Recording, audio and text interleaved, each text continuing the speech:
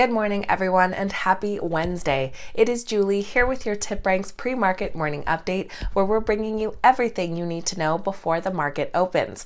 So let's get into it.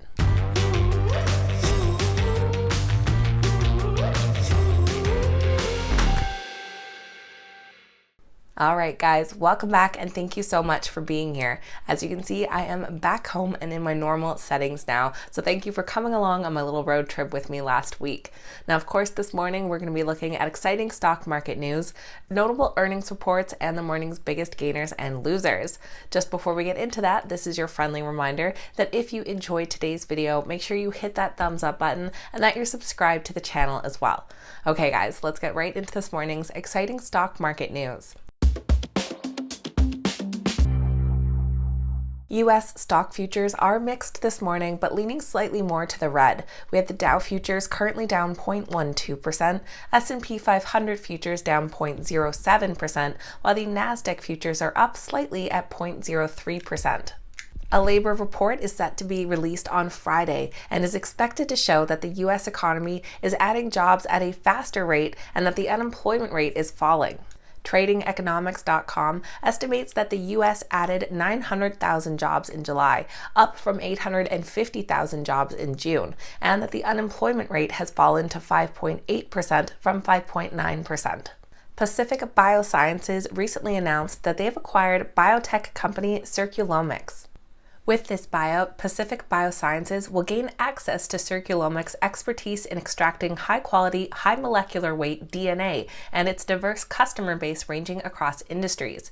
The CEO of PACB said that the nanobind technology that Circulomics has created is already proven in the market and will accelerate our efforts to make sample extraction and library preparation easier for our customers. By adding the team to PacBio, we'll be able to deeply integrate their technology into our workflows, which will improve our entire long-read sequencing workflow. The PacBio stock only has one current analyst rating in the last 3 months, as the rest are all over 6 months old now, and that one rating is a hold with the downside of 0.7%. Now let's take a look at some notable earnings reports. Starting off with LYFT, who reported mixed results for their second quarter.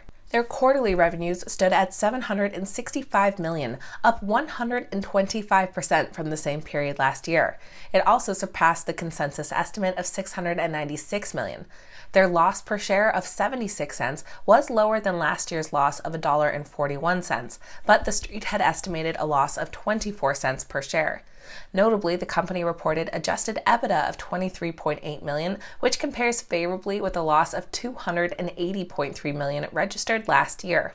Analysts rate the LYFT stock a moderate buy with an average upside potential of over 30%. We also heard from Under Armour, who delivered blowout second quarter results after seeing strong momentum across all of their products. The company reported adjusted earnings of 24 cents per share in the second quarter, significantly outpacing analyst estimates of just 5 cents per share. In addition, revenue climbed 91% year-over-year to $1.35 billion, surpassing the street's estimates of $1.21 billion. Compared to the prior year quarter, the company's apparel, footwear, and accessories revenue grew 105%, 85%, and 99% respectively. The Under Armour stock is rated a moderate buy by analysts with an average upside potential of 28%. And also posting upbeat second quarter results was RingCentral. Their adjusted earnings of 32 cents per share surpassed expectations of 28 cents per share and compared favorably with 24 cents recorded in the same quarter last year. Their revenues jumped 36% from the year-ago period to $379 million, beating estimates of $359 million. In subscription revenue, which accounts for 93% of their total revenues, they saw a rise of over 36% year-over-year. Analysts rate the RingCentral stock a strong buy with an average upside potential of 50%.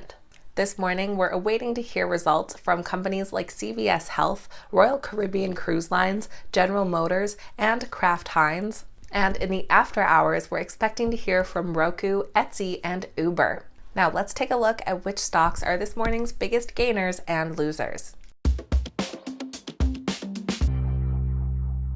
Our biggest gainers this morning are led by Inspire Medical Systems. Trading under the ticker INSP, they're currently up 14.5% this morning following their earnings report in the after hours yesterday, followed by Robinhood under the ticker HOOD. They're currently up 14.5%, rebounding from their IPO last week. And Coursera under the ticker COUR, currently up nearly 12% following their earnings report. Our biggest losers this morning are led by Zymergen. Trading under the ticker ZY, their stock is currently down 73% after the company said in a press release that it no longer expects to generate product revenue in 2021 and that revenue next year will be immaterial, and that their CEO is leaving. They're followed by Cardalytics under CDLX, currently down 21.5% following disappointing Q2 results. And Change Healthcare under the ticker CHNG. They're down 11% following a report that the DOJ is considering a lawsuit to block a United Health deal. So that'll be everything for Wednesday's pre-market morning update, bringing you up to speed with what you need to know before that opening bell. If you made it to the end of today's video, make sure you hit that thumbs up button and say good morning in the comments down below. You guys know I always love hearing from you. Thank you all so much for watching. I hope you have a fantastic day, and I will see you back here next time.